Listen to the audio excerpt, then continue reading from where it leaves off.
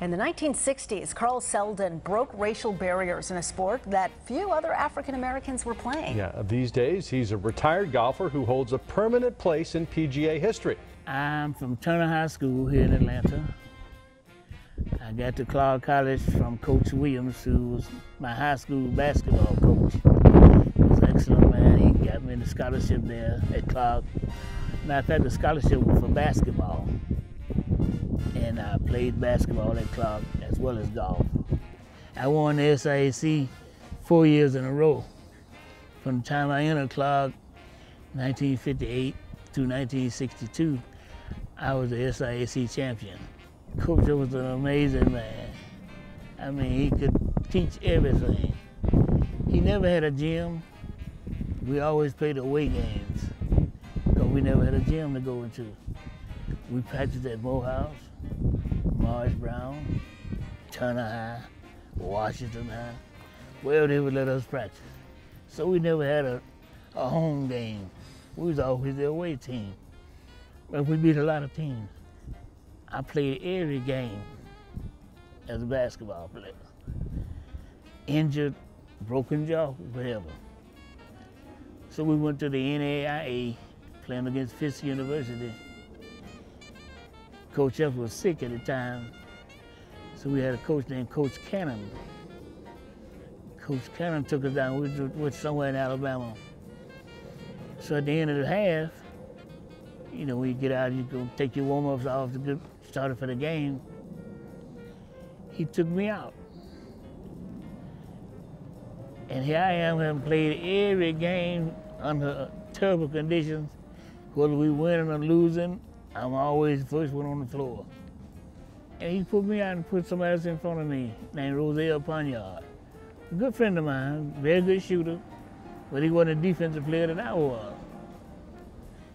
So his guy scored 20 points, my man scored 2.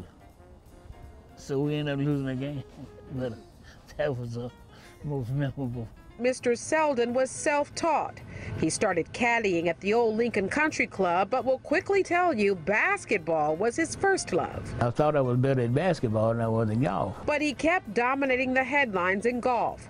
First at Turner, then Clark College, and even in the U.S. Army. I was doing so well in the service, playing a little golf tournament here and there. I said, well, maybe I can pursue this as a career. I started traveling quite a bit, playing different golf courses in different parts of the country.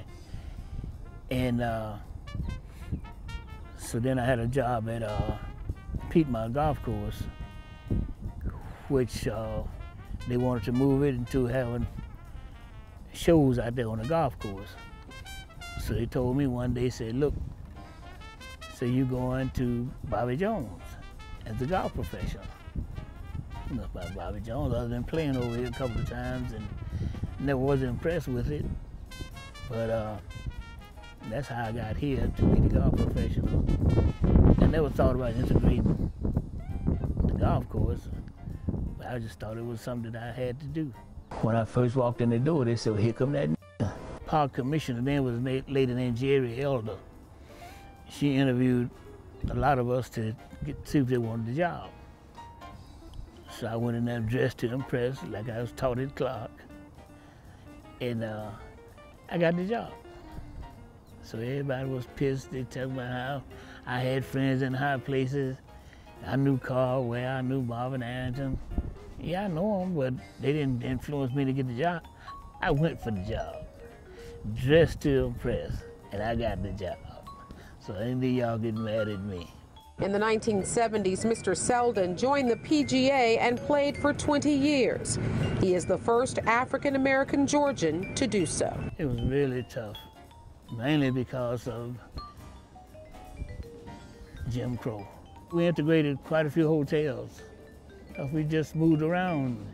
You had to go to the Sheraton here and the Holiday Inn over here, or some little cheap motel up in Asheville, North Carolina.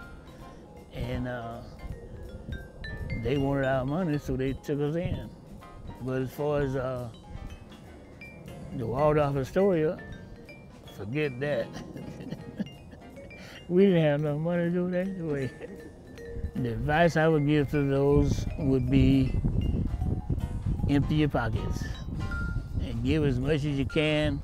You don't have to give all you can, just give as much as you can, because we need money. Ain't no question about it.